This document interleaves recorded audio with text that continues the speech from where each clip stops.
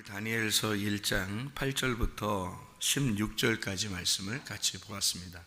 다니엘서를 보았는데요. 이 다니엘이라고 하는 사람의 이름이 하나님은 재판관, 하나님은 재판관이시다. 하나님이 판단하시는 재판관, 하나님의 재판관이다. 그런 이름이 다니엘이라는 이름입니다. 그래서 다니엘서가 구약의 요한계시록과 같다, 그런 말씀들을 하죠. 다니엘은 하나님의 재판관이다. 그런데 이제 여기 1장 7절에 보면 이름이요, 환관장이 이름을 고쳐줘요. 다니엘은 벨드사살이라. 벨드사살이란 말은 뭐라고 되어 있냐면, 이게 벨이 아끼는 왕이다, 이런 말이고요. 이 하나냐라는 사람인데, 이 하나냐라는 사람은 여호와께서 은총을 베푸셨다 하는 그런 이름이거든요. 그런데 이걸 사드락이라고, 반열 이렇게 어디에 올려놨다, 그런 의미이고요. 그리고 미사엘이라는 이름이, 미사엘이라는 단어가 이제 누가 하나님 같으냐, 그런 말인데, 이걸 메삭이라고 바꿔서 이름을 했다고 그래요. 귀족의 그림자라, 이제 이런 이름이고요. 그리고 아사랴라는 사람인데, 아사랴는 하나님께서 도우셨다. 아자르 알죠? 아자르. 하나님이 이제 도우시다, 그런 말인데요. 그런데 이제 이것을 아베느꼬라 이렇게 이름을 했다고 그래요. 이게 수성의 지배자라는 단어라고 합니다. 여기 이제 이름을 이렇게 다 바꿔놨어요. 어떤 이름으로 바꿔놨어요? 이게 원래 하나님 자녀들의 이름이에요. 원래 이름이. 그런데 이거를 바벨론의 이름으로 바꿔놨죠. 그러니까 바벨론식으로 이제 바꾸는 거예요. 그러니까 이름이라는 게 성경에서는 굉장히 중요하잖아요. 이름이라는 게. 근데 이름을 갖다가, 원래 이름이 아브람이라는 이름을 갖다가 하나님께서 어떻게 바꿔놨어요? 아브라함으로 바꿔놓은 거예요. 사레라는 이름은요, 사레라는 이름은 사라, 이렇게 바꿔놓고요. 그리고 야곱이라는 이름은 이스라엘이라는 이름으로 바꿔놓죠. 그러니까 혼자라는 이름에서 이렇게 단체의 이름으로 바꿔놓는 거죠. 혼자 이름에서 단체 이런 이름. 무슨 말이냐면, 아브람일 때는 혼자 잘난 사람이란 뜻이거든요. 혼자 왕이다, 이런 말인데, 아브라함 그러면 이제 민족의 아버지가 된다. 그러니까 믿음의 조상이 돼서 민족의 아버지가 된다, 이런 열방의 아버지가 될 것이다 하는 단체를 만들어 놓고, 사레도 마찬가지다, 여왕이라는 말인데, 이게 이제 그 민족의 어머니로, 그러니까 열방의 어머니로 이렇게 만들어서 단체적으로 만들어 놓죠. 야곱이라는 사람이 혼자 있을 때는 그 발뒤꿈치나 잡는 그 발뒤꿈치라는 이름을 가졌는데, 이 사람을 하나님께서 이제 다시 다루시고 만나셔가지고 이스라엘, 하나님으로서 이기셨다. 그리고 너를 통해서 이제 민족이 나올 것이다. 그런 이야기를 이제 하죠. 이스라엘이라고 축복을 합니다. 그런데 여기서는 이제 반대로 원래 하나님께서 주신 좋은 이름들이 있어요. 그러니까 다니엘 같으면 하나님은 판단하신다, 하나님은 재판관이시다, 하나님의 재판관이다, 이런 이름을 가지고 있고, 이 하나냐라고 하는 사람은 하나님께서 은총을 베푸셨다, 그런 이름이고요. 미사엘이라는, 누가 하나님 같으냐, 그러니까 한번 보자, 그런 말이고, 아사랴라는 사람은 하나님께서 그래서 우리를 도우셨다, 그런. 다 같이 친구들은 친구를 보면 알죠. 친구는 친구를 보면 알아요. 누구랑 같이 주로 같이 있는가를 보면 그 사람을 알게 되죠. 누구랑 같이 있느냐를 보면. 그래서 보면 그 교회 다니고 이런 사람들은 교회 안 다니는 사람하고 친구가 되기가 참 어렵죠. 고집도 있고 그래서 그런가? 응? 다른 사람들하고 친구 되기 참 어렵다. 근데 예수 믿는 사람들끼리 왜 이제 안 믿는 사람하고 이게 친구가 되기 어렵냐면, 친구라는 게 룻이라는 여자 이름이 친구인데요. 친구가 룻이라는 여자가 남편이 있었는데 남편이 죽었죠. 남편 죽어서 베들레헴에 올라와 가지고 다윗의 조상이 되는 그 보아스를 만나게 됩니다. 보아스는 하나님의 능력인데요, 이 룻이라는 여자가 와가지고 다른 사람 만난 적이 있어요, 없어요? 룻이 다른 사람 안 만났어요. 시어머니 나오미와 함께 올라와서 다른 사람 만나본 적이 없어요. 보아스 한 사람만 만났습니다. 그러니까 여러 명의 친구보다 한 명의 친구, 그러니까 확실한 친구, 남편 하나 잘 만났더니 끝났더라. 그러니까 남편과 아내는 어떻게 돼야 된다는 것을 룻기서에서 그렇게 보여주는 거예요. 친구가 돼야 된다. 그래서 가장 아름다운 부부 생활, 저보고 꼽으라 그러면 룻하고 보아스다. 그게 신랑과 신부, 남편과 아내, 그리스도와 교회에 대한 가장 그 모델링이 되는 그런 가정이 바로 이 룻하고 보아스입니다. 그래서 룻하고 보아스가 둘의 어떤 그 친구 관계, 그러니까 동등한 관계면서, 그리고 다른 사람과 사귀지 않는, 다른 사람과 친구가 없죠. 딱 보아스 한 사람만 친구가 되죠. 그러니까 남편과 아내는 그런 친구 관계가 돼야 된다. 누구를 보면 알 수 있다? 친구를 보면 그 사람을 알 수 있다.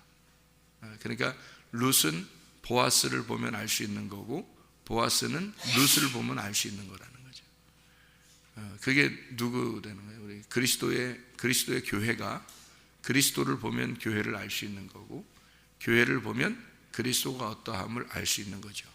그러니까 교회의 모습들을 이렇게 보잖아요. 그러면은 그리스도가 어떠하냐, 그 교회에 그리스도가 어떠하냐, 그리스도가 어떤 분이냐라는 것을 그 교회를 보면 알 수 있게 되겠죠.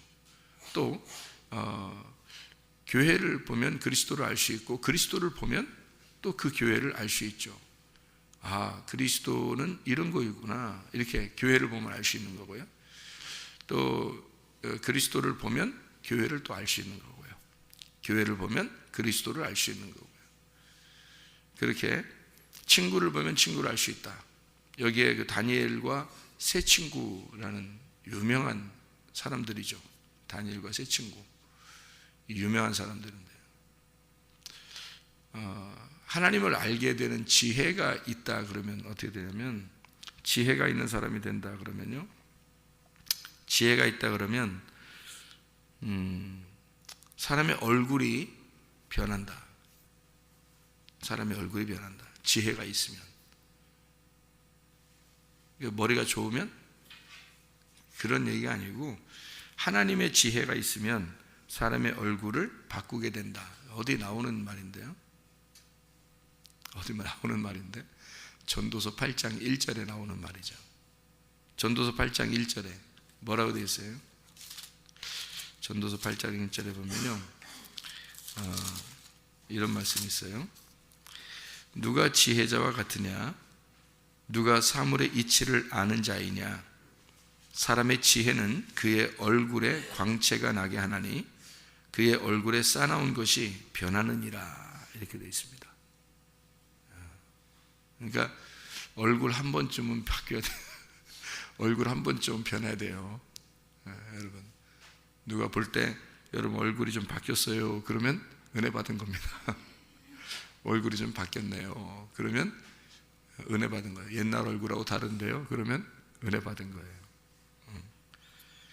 그러니까 누가 지혜자와 같으냐 이렇게 딱 판결하는 그게 다니엘이죠. 그게 다니엘이라는.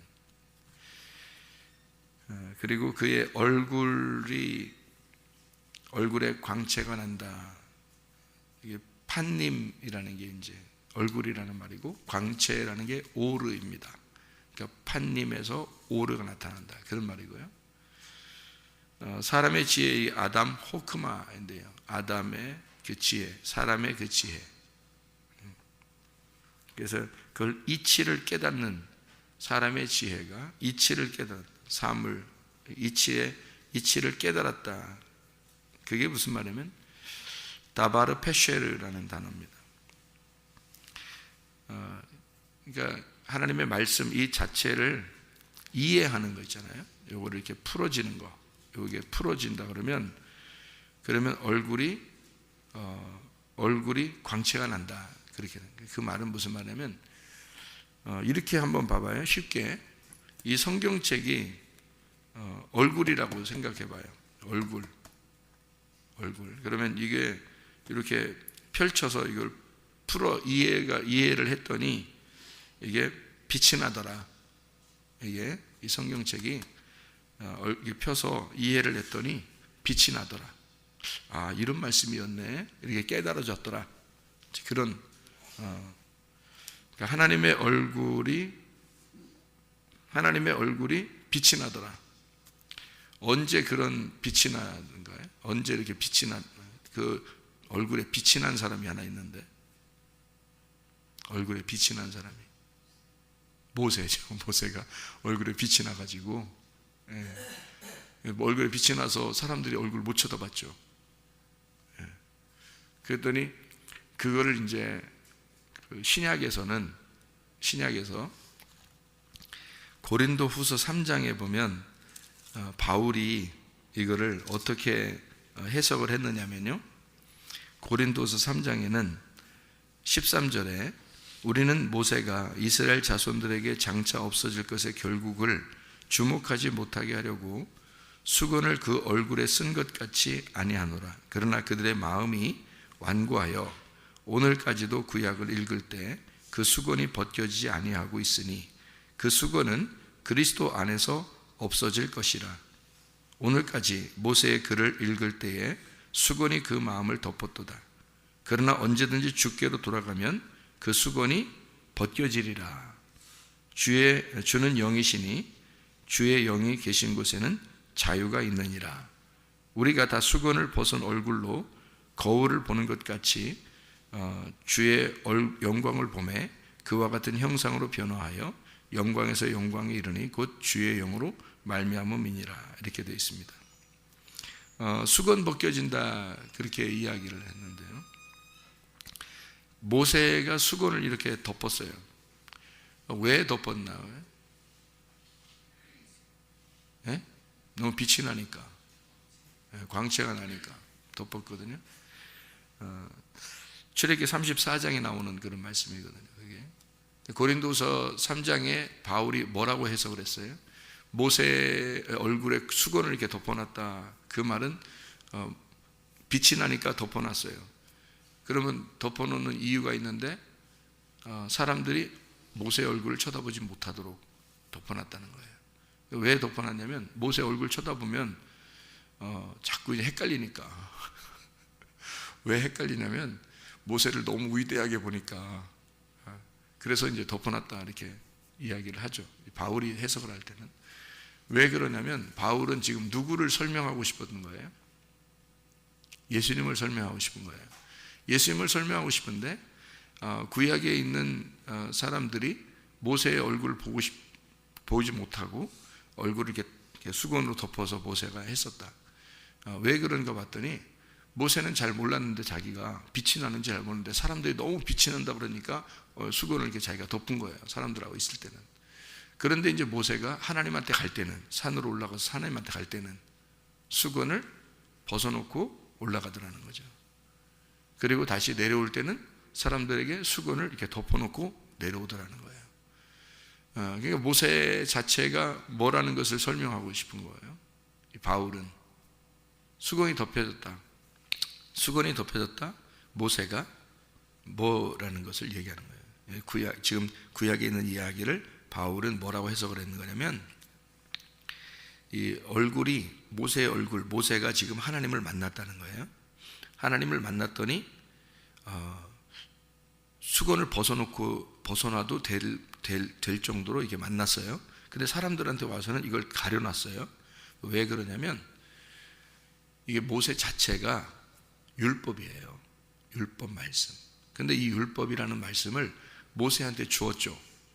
주었으니까 원래 하나님이 말씀이고 하나님이 율법이잖아요. 근데 그 율법을 모세가 가서 만났어요. 그랬더니 그 율법이 풀어진 거예요. 그래서 이게 빛이 나온 거예요. 다시 말하면 모세의 얼굴이 빛이 났다는 얘기는 모세한테서 이 율법의 말씀이 풀어졌다는 말입니다. 근데 이 사람들한테 왔더니 사람들은 이게 풀어져서는 안 되는 거예요. 이 율법이 풀어져서는. 왜 풀어지면 안 되냐면 예수님이 와서 풀어줘야 되거든요. 그러니까 모세는 구약의 예수님과 같은 역할을 하기 때문에 구약의 예수님과 같아서 하나님의 아들로 이 하나님과 대면해서 이 말씀이 풀어져야 되죠. 이 모세한테는. 그런데 사람들 백성들에게는 풀어지면 안 되는 거거든요. 그러니까 수건으로 가려준 거예요. 이해 못하도록. 누가 와서 이해를 시켜줘야 되냐면 예수님이 와가지고 이거를 수건을 벗겨줘야 되거든요. 근데 이제 바울이 걱정하는 거는 예수님이 왔는데도 왜 수건이 안 벗겨지냐 이거예요. 너희들한테 왜 마음의 수건이 안 벗겨져서 성경을 아직도 모르냐 이거죠. 성경을 왜 깨닫지를 못하느냐. 그런 얘기를 바울이 한 거예요. 그러니까 구약의 이 말씀들은 사실은 풀어져야지 되는 말씀들이에요. 누가 오면은 풀어져요? 예수님이 우리 안에 오시면 이게 풀어지게 돼 있어요. 근데 잘 안 풀리죠. 그러니까 바울이 하는 얘기예요. 왜 예수님이 왔다고 하면서도 왜 너희들은 안 풀리냐? 이제 그런 얘기를 한 거예요. 그게 고린도서 3장이에요. 그러니까 이 수건으로 이렇게 가려졌다는 게, 수건이라는 게 성경에 많이 나오죠. 뭐 달란트 비유에서도 나오고, 수건으로 싸가지고 이렇게 땅에 숨겨놓고, 그리고 나사로가 무덤에서 죽어서 나오는데 이제 수건으로 이렇게 덮여 있었죠, 얼굴이. 그러니까 예수님께서도 이제 그걸 이제 그 베일을 벗겨줘라, 이제 그런 얘기를 하죠. 그러니까 뭐 이렇게 숨겨놓고 그러면 이제 또 이렇게 싸가지고 수건으로 이렇게 싸놓고 이런 얘기들이 있는데, 그런 그 수건이 덮여졌다는 말은 그 수건이 우리의 육체를 설명하려고 하는 그런 내용이에요. 그래서 육체의 것을 이렇게 벗겨줘라. 그래야 우리가 영 안에서 살아갈 수 있다. 그래서 수건을 벗겨놔라. 바울 사도가 하는 얘기는 수건을 벗겨놔라. 너희 마음에 있는 수건을 벗겨라. 그러면 뭐로 살아갈 수 있다? 영으로 살아갈 수 있다. 주님은 영이시니까 영으로 살아갈 수 있다. 반대로 뭐로 살아가지 마라? 수건 덮어놓고 살아가지 마라.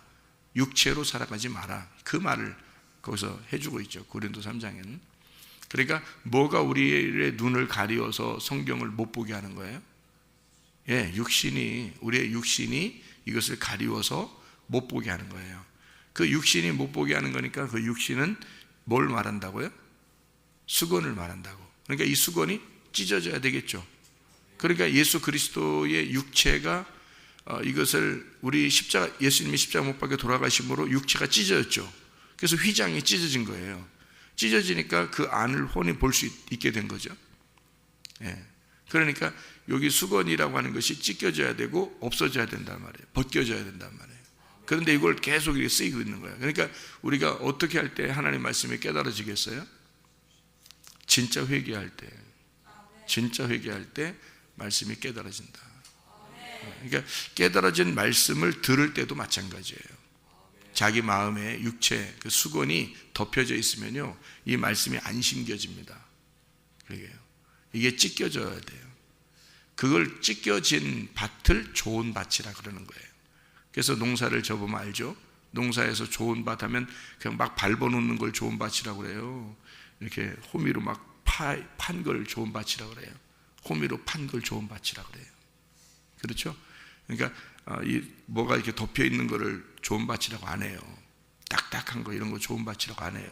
돌도 제거하고 가시도 다 제거하고 딱딱한 것들 이렇게 호미로 파가지고 이렇게 부드러워졌을 때 그걸 좋은 밭이라 그러는 거예요.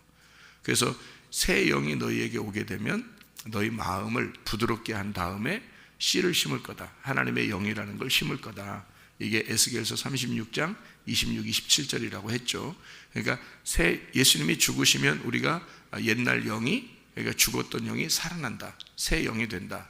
근데 그 새 영이 된 그 마음을, 그 새 영이 들어오면 마음을 바꾸어지게 되고, 마음을 바꾸게 되면 이게 마음이 이렇게 좋은 밭이 되면 거기다가 씨를 심는다. 새 성령의 영이라고 하는 하나님의 영을 심을 것이다. 하나님의 영, 자기의 영을 심을 거다. 이렇게 나와 있단 말이에요. 그러니까 성령님은 아무한테나 들어가는 건 아닌 것 같아요. 진짜 성령님은 마음밭이 이렇게 좋은 밭인 사람들에게 들어가죠.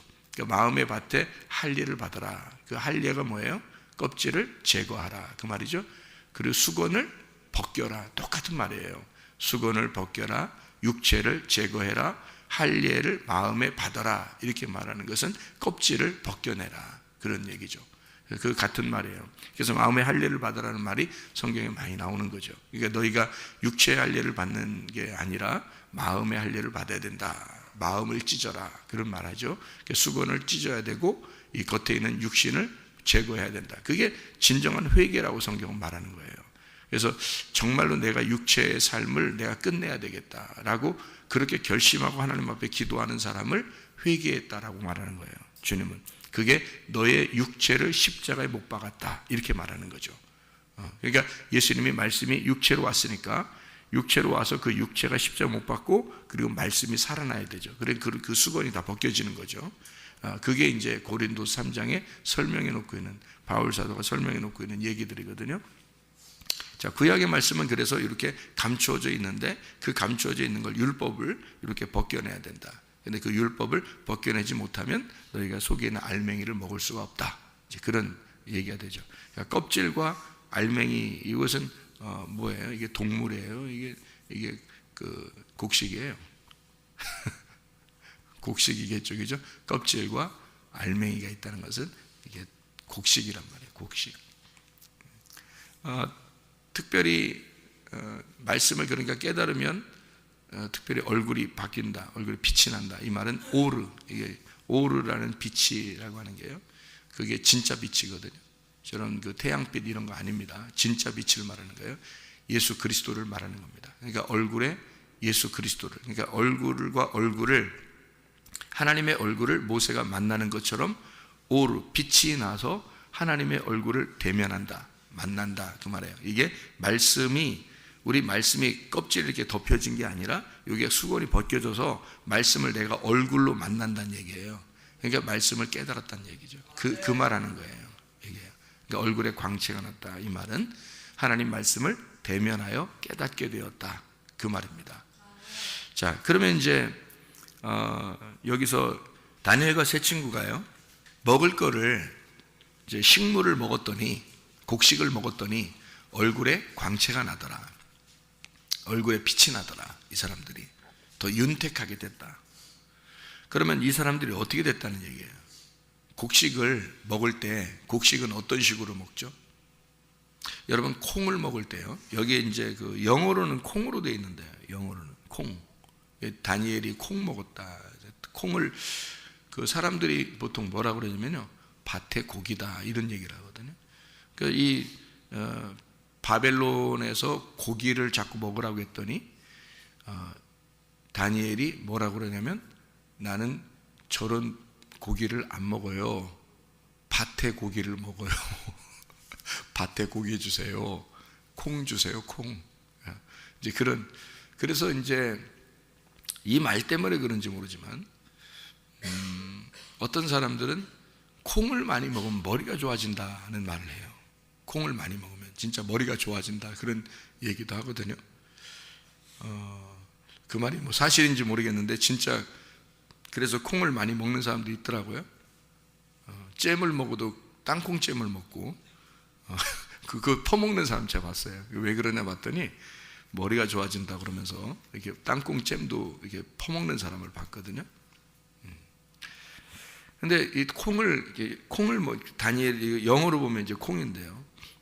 콩이라고 하는 게 땅콩도 그렇고 콩알도 그렇고요. 이게 다 어떻게 생겼어요, 여러분? 어떻게 해야지 먹을 수 있어요? 곡식도 마찬가지죠. 쌀이나 뭐 밀이나 뭐 이런 것들도요. 그런 거 보면 어떻게 생겼어요? 뭐하고 뭐가 이렇게 돼 있는 거예요? 네, 껍질하고 속 알맹이가 돼 있잖아요. 그러니까 꼭 곡식을 먹을 때는 어떻게 되냐면 껍질을 까야 된단 말이에요. 껍질을 까야지 그 속에 있는 걸 먹을 수 있거든요. 네. 그래서 이게 자기들은 지금 식물을 주십시오. 다시 말하면 채식을 하겠습니다. 그래서 그러니까 콩, 식물, 그러니까 곡식이죠. 채식을 주십시오. 그러니까 여기서 풀만 뜯어 먹었겠어요? 토끼요? 이게 곡식이란 말이에요. 채식. 하나님이 광야에 사람들이 이렇게 나왔을 때, 이스라엘 백성들 애굽에서 탈출하여 광야에 나왔을 때 하나님이 뭘 내려주셨죠? 만나를 내려주셨습니다. 그 만나가 식물의 종류라 이렇게 되어 있습니다. 만나라면 식물의 종류, 가시와 같고 이렇게 진주와 같이 둥글둥글하게 생겼고 그리고 달콤하여 이렇게 되어 있죠. 단 말이에요. 그러니까 이게 만나가 광야의 식물이란 말이에요. 그러니까 하나님이 주신 말씀, 이것은 다 뭘로 되어 있다? 식물로 되어 있다. 그러니까 다니엘이 그걸 아는 거예요. 아니까 고기를 먹지 않고 자기는, 그러니까 광야에서 만나하고 메추라기가 내려왔었는데 메추라기를 먹는 사람들은 어떻게 됐어요? 죽었죠. 그죠? 이해가 됩니까? 메추라기를 먹을 때는 죽었어요. 그러니까 꼭 하나님은 메추라기는 일시적으로 잠깐 내린 거고요. 만나는 계속해서 준 겁니다. 만나는 가나안 땅 들어갈 때까지 계속해서 주었어요. 그러니까 이 만나가 식물인데 그 식물은 반드시 껍질을 까야 되는 거예요. 껍질을 까야 된다. 그러니까 이건 뭐를 의미하는 거예요? 율법은 그냥 먹어서는 안 되고 율법은 반드시 껍질을 까서 그 속에 있는 내용물을 먹어야 된다. 예, 그것이 식물의 특징이에요. 그래서 이 다니엘은 그걸 아니까 하나님에게 자기는 약속한 게 있고 그 말씀을 깨닫고 싶은, 그러니까 지혜를 받았다 이렇게 돼 있잖아요. 그들이 지혜가 높았다. 이 지혜라는 게 이 사람들이요, 지혜가 다른 박수나 박수 치는 거 이런 거 아닙니다. 그 박수나 그 술객 이런 사람들보다 그 사람들은 박수나 술객이라는 사람들은 그러면 뭐예요? 이 사람들은 종교심을 가진 자들이에요. 이 사람들도 종교를, 그러니까 종교적으로 하나님을 아는 사람들이에요. 그런 사람들보다 10배나 나았다, 지혜가요. 이거를 이제 우리가 여기 문자적으로 보면 10배니까 지금 우리나라로 따지면 사람들 IQ가 평균이 몇이죠? 평균이 100 안 되나 100인가 그래요. 우리나라 IQ가요. 그래도 세계에서 그래도 우수한 민족이라 그러는데 우리가 머리가 좋다고 그러거든요. 우리나라 민족이 머리가 좋다고 그래요. IQ가. 근데 IQ가 보통 100 정도 된다 그러죠. 그러니까 더 높은 사람이 있고, 그러니까 100만 넘으면 머리 좋은 사람이에요. 100 안 되는 사람이 참 많아요. 여러분 주변에. 그러니까 보면 알아요. 사람들하고 얘기해 보면 100 안 되는 것 같다, 100보다 높은 것 같다, 이거 금방 알아요. 100 정도가 딱 평균이거든요. 우리나라가 지금 IQ가요. 요즘 애들은 더 나쁠 수도 있어요. 맨날 게임만 하고 그러니까 머리가 이제 둔해질 수도 있는데, 이게 100 정도 이렇게 IQ가 딱 돼 있다면 10배면 몇이에요? 1000이죠. IQ 1000인 사람이 어디 있어요? IQ 1000. 그러니까 이게 10배. 그러니까 굉장하죠. 그러니까 다니엘과 세 친구는 IQ가 뛰어났다, 이런 얘기도 될 수 있겠죠. 문자적으로 보면은. 그러니까 보통 그 사람들 따를 수가 없는 거죠, 보통 사람들은. 그런데 이제 10배니까 열이라는 거죠. 그리고 또 14절에 보면 그가 그들의 말을 따라 열흘 동안 시험했다 이렇게 되어 있거든요. 다니엘서 1장에. 그러니까 열흘 동안 시험했고 그들의 지혜가 10배나 많았다라는 말은 열 말씀을 얘기하는 거죠. 열 말씀을 시험해 봤더니 이 열 말씀이 그들에게는 완전히 풀어졌더라. 그러니까 이건 하늘의 지혜를 말하는 거지 땅의 지혜를 얘기하는 게 아니죠. 다시 말하면 10배나 지혜가 높았더라라는 말은 이들이 성경을 땅의 지식으로 아는 게 아니라 하늘의 지식으로 알았다 이 말입니다. 하늘의 지식으로 알았다 이 말씀을 그들이요. 이게 다니엘서 1장의 1절을 보면요. 1장 1절에 보면 유다왕 여호야긴 다스린 지 3년이 되는 해 바벨론 왕 느부갓네살이 예루살렘에 이르러 성을 에워쌌더니 라고 돼 있어요. 2절에 보니까 뭐라고 되어 있냐면 주께서 유다왕 여호야김과 하나님의 전 그릇 얼마를 그의 손에 넘기심에 그가 그것을 가지고 신할 땅 자기 신들의 신전에 가져다가 그 신들의 보물창고에 두었더라. 어디요? 신할 땅. 바벨론은 어디에 있었다 그러니까 신할 땅에 있었다. 그럼 바벨론이 신할 땅에 있었는데 신할 땅의 주인이 누구예요? 신할 땅의 주인이, 처음의 주인이 함자손 니무롯입니다. 그게 신할 땅의 주인이고요. 창세기에 나와 있는 창세기 10장에 보면 여러분이 나와 있는 그런 내용들을 알거든요. 함자손, 그러니까 함이 함자손이 노아의 그 자손이죠, 그죠? 노아의 자손이고, 그리고 함자손에서 니무롯이라는 사람이 나와요. 그게 신할 땅의 주인이에요. 그게 바벨론의 그 원조죠. 그리고 거기에다가 뭘 지어요? 바벨 탑을 짓습니다. 그러니까 바벨 탑이 있는 바벨 탑 짓는 곳이 바벨이고요. 그게 바벨론이 되는 겁니다. 그러니까 이 바벨론은 요한계시록에도 나오죠. 그러니까 요한계시록에 왜 바벨론이 나와서 바벨론을 음녀라 그럴까요? 그리고 그것을 무너뜨려야 된다 이러죠. 그러니까 바벨론이 요한계시록을 쓸 때는 로마 시대예요. 바벨론, 메데파사, 그리스, 로마. 벌써 로마 시대에 요한계시록을 쓸 때인데 창세기 10장에 나오는 바벨탑이 있는, 그리고 여기 지금 다니엘서에 나오는 바벨론, 이것이 요한계시록에 왜 나와요? 이미 없어졌는데 나라가. 그것은 바벨론, 메데파사, 그리스, 로마, 이게 계속 다 뭐에 이루어졌다는 거죠? 바벨론의 후예들이다라는 얘기고요. 그 바벨론은 어디의 후예라는 거예요? 예, 바벨탑의 후예라는 얘기예요. 신할 땅에 있잖아요. 지금 여기서 신할 땅이라고 하잖아요. 그죠? 바벨론, 그의 신할 땅에, 이러죠? 그 신할 땅이라는 얘기를 왜 써놨겠어요, 여기에요? 바벨탑을 지은 곳이 신할 땅이에요. 그러니까 여기서 지금 다니엘 1장은 뭐를 비교하고 싶었던 거예요? 다니엘서 1장에는 뭐를 비교하고 싶었던 거예요? 바벨탑을 짓는 자와 바벨탑을 지어서 거기에 순종하지 않는 자의 비교를 하는 거예요. 그러니까 바벨탑은 뭐를, 간단하게 얘기해서 바벨탑은 뭐를 설명하는 거죠? 종교를 설명하는 거예요. 종교. 자기가 노력을 해서 바벨탑을 지어가지고 하나님까지 올라가려고 하는 거거든요. 이걸 바벨탑이라고 그러는 거야. 그러니까 바벨론, 여기 지금 바벨론의 후예들은 뭐를 하는 사람들이에요? 종교심이 뛰어난 사람들이라 하나님 앞에 올라가려고 하는 사람들을 얘기하는 거예요.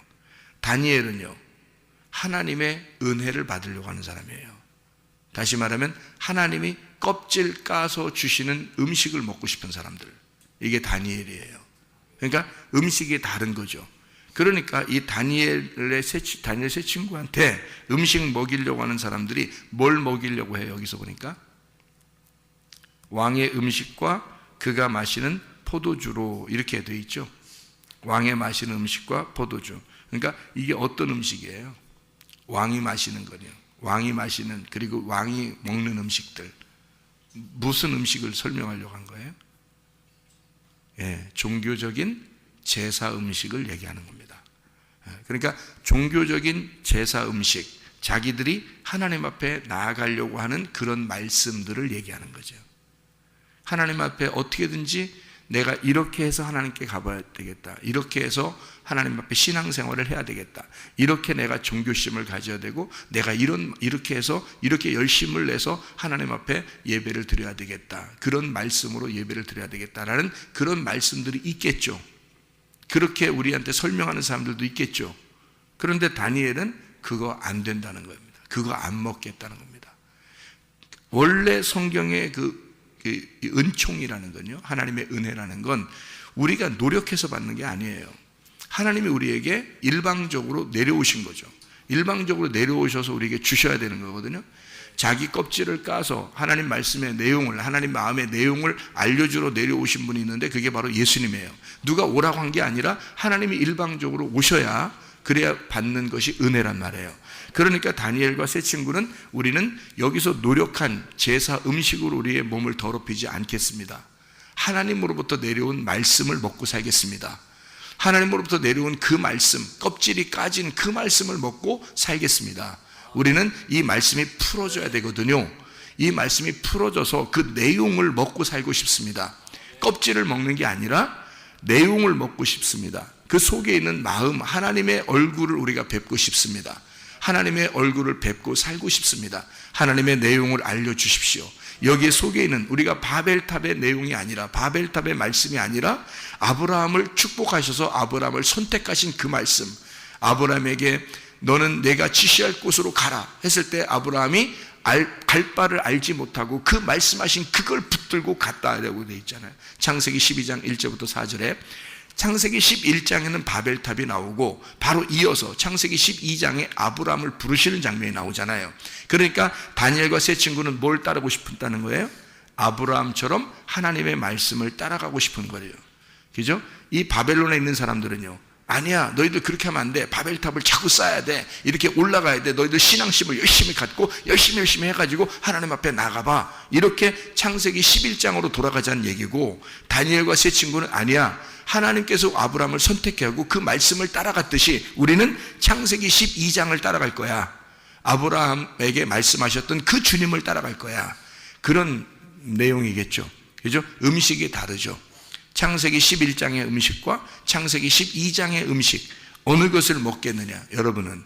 여러분 다니엘과 세 친구처럼 하나님의 말씀이 풀어지고 하나님의 마음의 내용을 깨닫고 주님의 얼굴을 대면하고 주님 안에서 얼굴 수건이 벗겨진, 그래서 마음의 할례를 받아 하나님의 말씀 안에서 주님과 동행하다가 주님 만나시기를 바랍니다. 기도하겠습니다.